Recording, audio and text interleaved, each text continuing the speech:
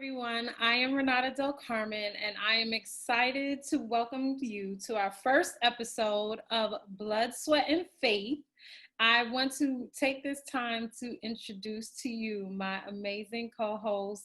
I think she will be my favorite of all forever and ever. It is my cousin, Tiffany E. Hello, Renata. Thank you so much for having me. I'm excited to be here. I'm It's a excited. privilege. I consider myself to be a lifelong learner and an advocate for things that are right and just. And my hope is to spread knowledge, love, and care in this world filled with so much uncertainty. So thank you for having me. I am so excited that you said yes. This is an amazing time for you and I hope that spreads beyond the screen and beyond the audio. I am Renata Del Carmen, as I said. I am the voice of inspiration, reimagining beauty from the inside out. And so I choose to share that love and inspiration with others. And who better to start that movement with than my cousin, Tiffany E. So today's first episode is Being Black is Complicated. Yes, it is. Every single day. Every single day of our lives. And so today, I think we start with this topic because obviously we are Black women in America and proud to be Black. Let me state that from before. We are very proud to be Black. And with all of the unrest we've seen in the year 2020 in the United States of America, I think it is important for us to address the issues that have plagued us for many, many years and seem to be at the forefront of everyone's minds today. And hopefully will stay on our minds for some time. And then it's not just a quick passing that it's been in our history, but that is something that really cultivates change. One of the things or one of the topics that I think we would like to address today that is pressing and really is the thing that has catapulted this change that we are on the brink of is the relationship with law enforcement and our citizens, particularly our Black citizens. We want to take the time to remember those that have recently lost their lives to the hands of police brutality, and that is of Breonna Taylor, George Floyd, and Rayshard Brooks. We are seeing these conversations happen all over the world, which is amazing. It's like bittersweet at the same time. But Tiffany, I know that this is something that is dear to the both of us because we are very familiar with those in law enforcement, related to, very close with friends, family. And so I really want to start by getting your perspective on everything as it pertains to the relationship between our law enforcement and our Black community. Right. And it is such an important topic. So thank you for bringing it to the forefront. And it is a topic that is emotional. So, by no means, anything you hear me say, it's with love. Just know that. But it is from a different perspective because as a Black woman who has a sibling in the police force, who makes a decision to put on that uniform every day and become a target to protect citizens, this has been heavy.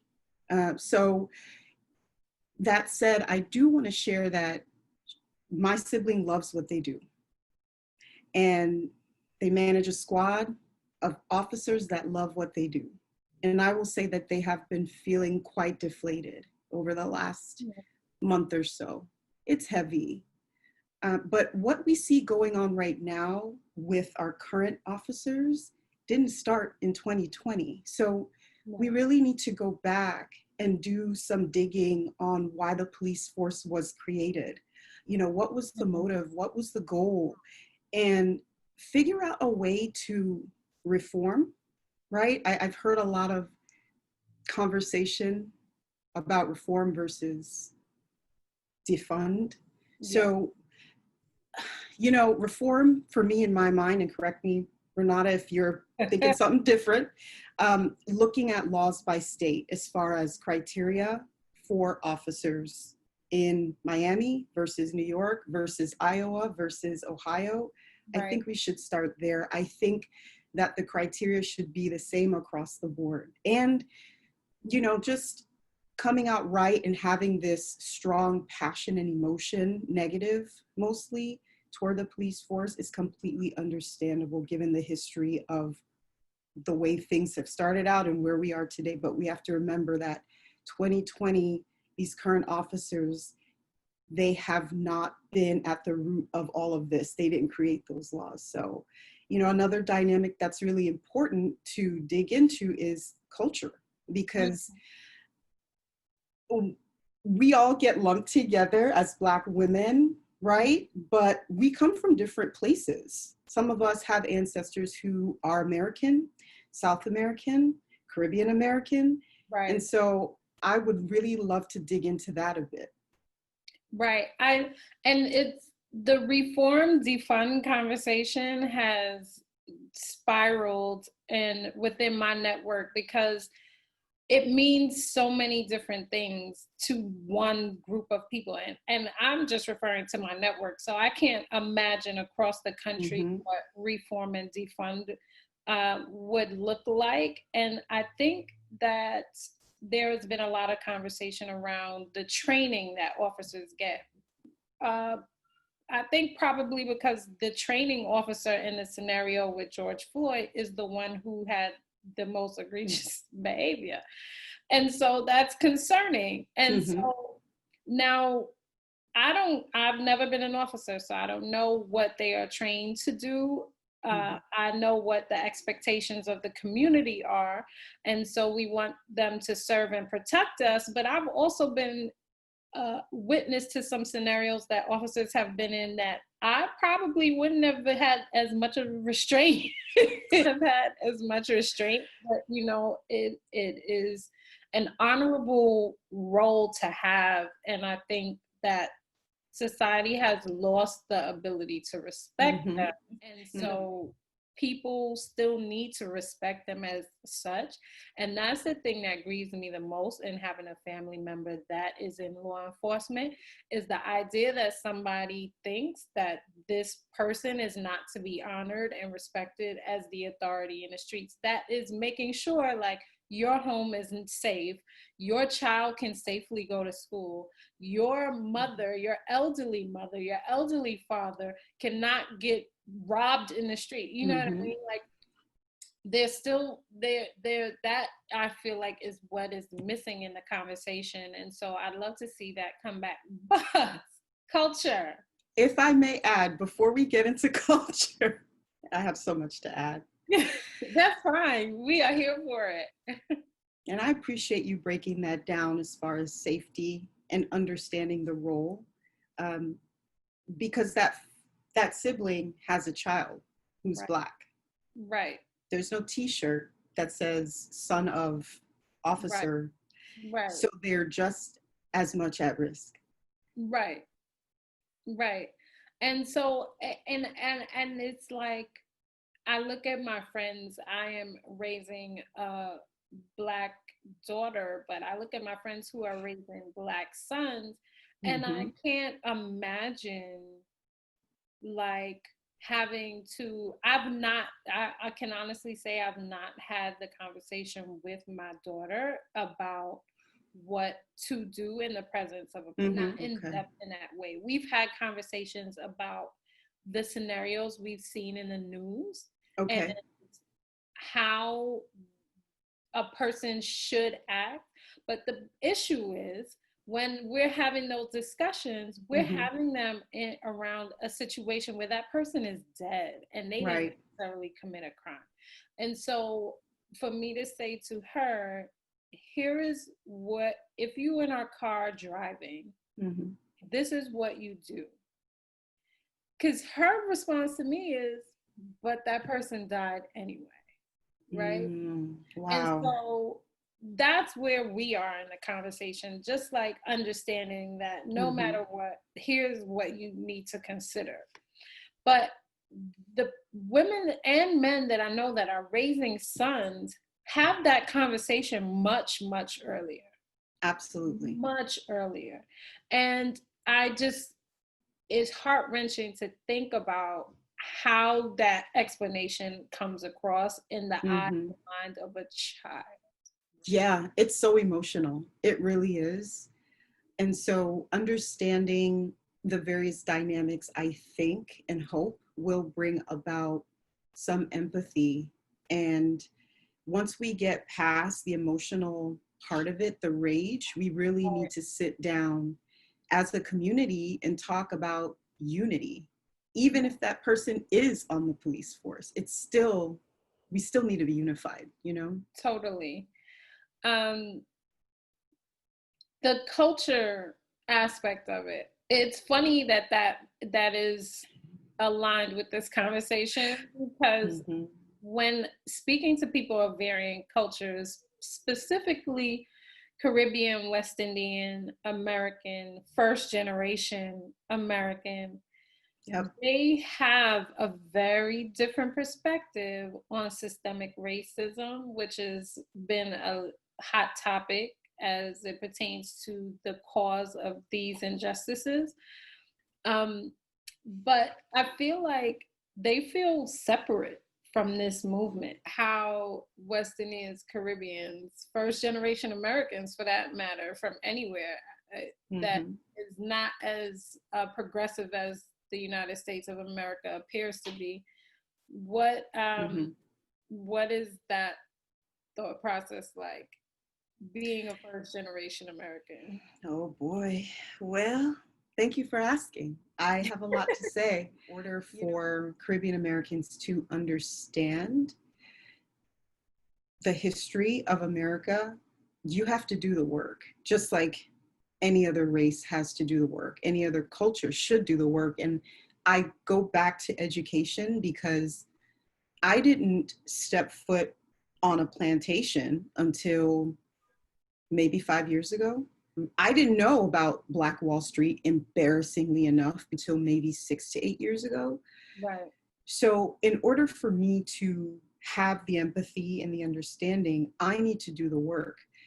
Like you shared, our parents, they didn't, they weren't born here, they didn't grow up here. And so, during the time that they migrated here was during the 60s, and things at that point were similar to what they are now.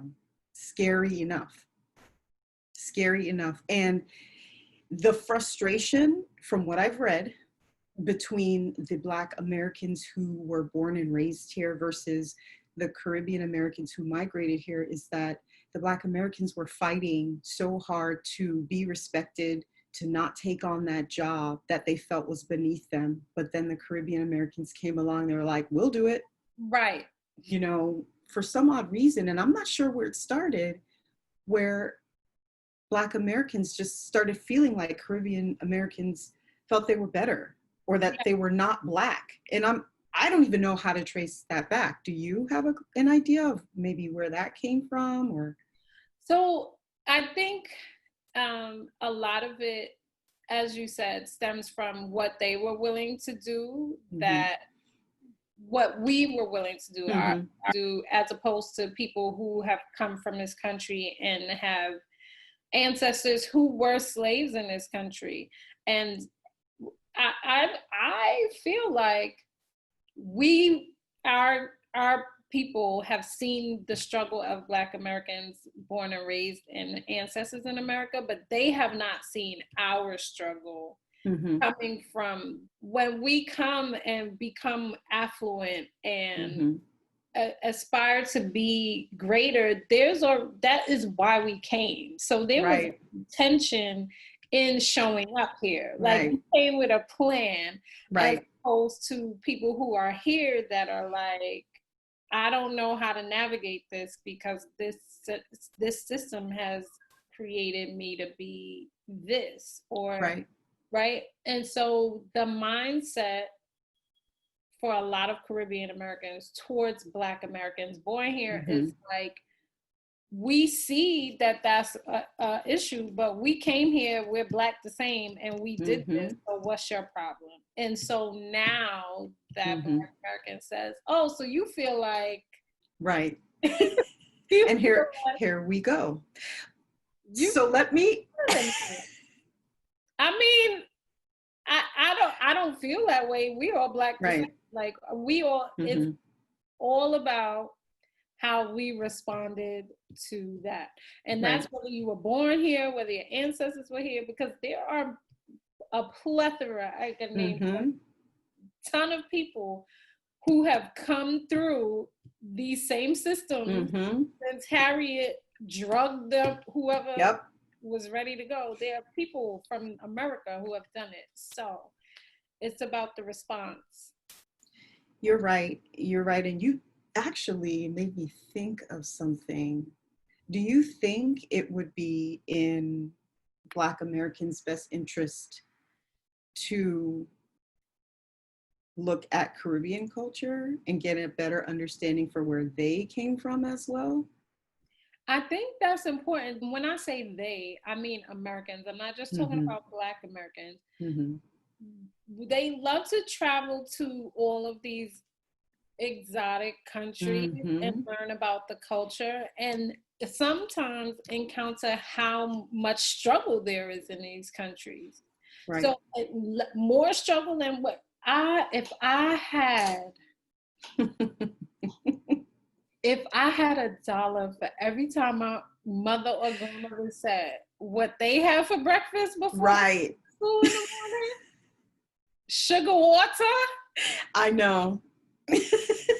So like every country has an oppressor and the oppressed. It's just to what magnitude are you willing to work to oversee the adversity, like get past it? And I'm not saying it's easy in any country.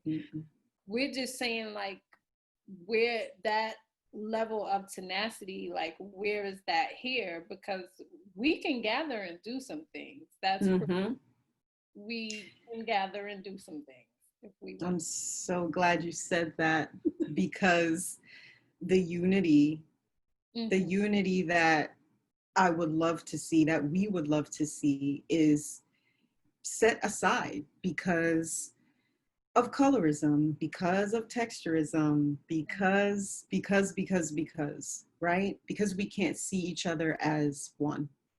And that's concerning. Yeah. And I also feel it's valid point. We don't see each other as one.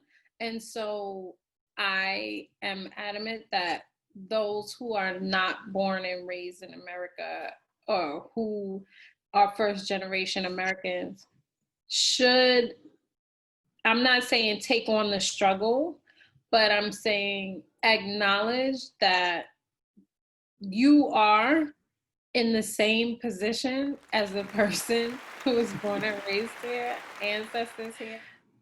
Like there are things that, like I literally had to repent the other day. I worked in in higher ed in a career development department, and was in agreement with some things in order to help advance students of color into their careers. One of those things was changing their first name, if it was too ethnic, on their resume to their middle name or abbreviation initial, so that their resume wouldn't be overlooked, right? It's no secret HR departments, that whatever makes it easy for them to pull the resume and call the person, that's what they'll choose. If your name is too hard, they're going to throw it in the garbage, right? The repentance comes with being aligned with that ideal. So would you put that in the box of needing or wanting to be accepted by? And feeling like that's what you have to do to be a part of their world. That's needing their acceptance. Right. Because you could very well say myself and anyone else who is African American with a name that would be considered of your heritage or ethnic or whatever people want to call it, is like, this is my name and this is what Mm-hmm. I'm having on the paper. And the job I'm supposed to have will hire me knowing Right. that's my name. Get the job and I will be successful, right? It's how you respond. True. True. So we need to get to a point where we think of it as, okay, what's for me won't miss me. It's the faith. It is the faith. Mm-hmm.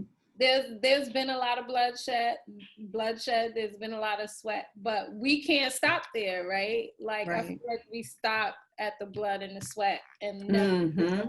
standing on Oh boy, faith. it. I am a Christian. I I feel believe like in God. we have no choice. Well, We have a choice. We have free will. But I feel like at this point, with the ways of the world, our faith is what has kept us from mm-hmm. being torn apart by the Mm-hmm. ways of the world.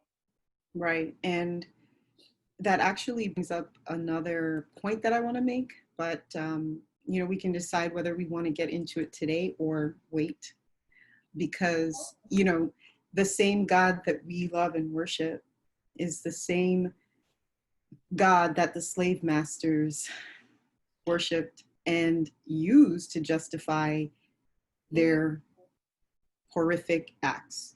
So that's why Christianity doesn't necessarily become something that Black Americans are interested in by any means. And that is something that's very layered and painful to even talk about.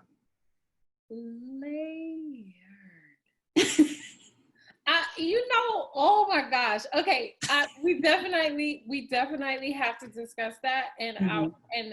I want to also bring this up in this moment so that Okay. we come back to this conversation, because we will come back. There are Christian Americans in the Mm-hmm. midst of this, Black Christian Americans in the midst Okay. of, and probably everywhere, waiting to hear from the leader of the Muslim community. Oh, wow. They want to hear from Louis Farrakhan, his thoughts on this. Now, we understand that there is a certain expectation that comes Mm-hmm. with the Muslim community. We expect them to be in order. We expect them to be confident and sure Mm-hmm. and intentional about what they are doing, going to do, and when they say they're going to do it, they execute it. Mm-hmm. Mm-hmm.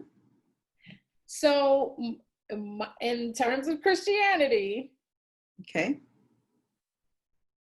when will we get there? That's a great question. So, I mean, we could talk, and I love the Lord. I love the Lord. I love the Lord. Amen.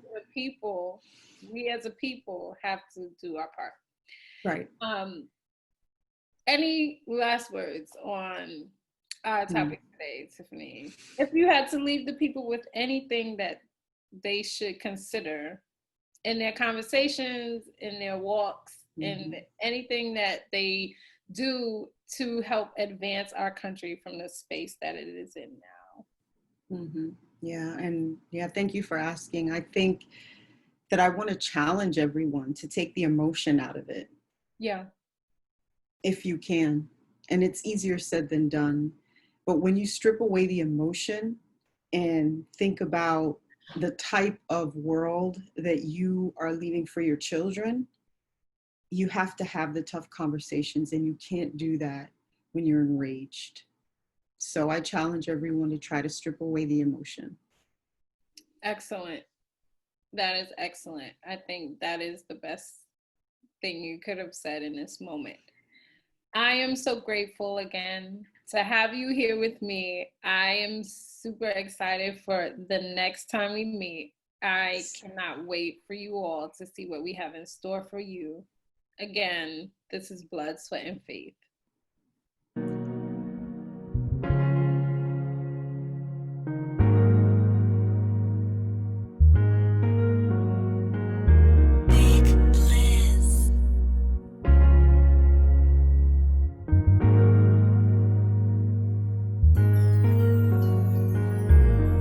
One look in the media, You see how they treating us. You see how they beating us.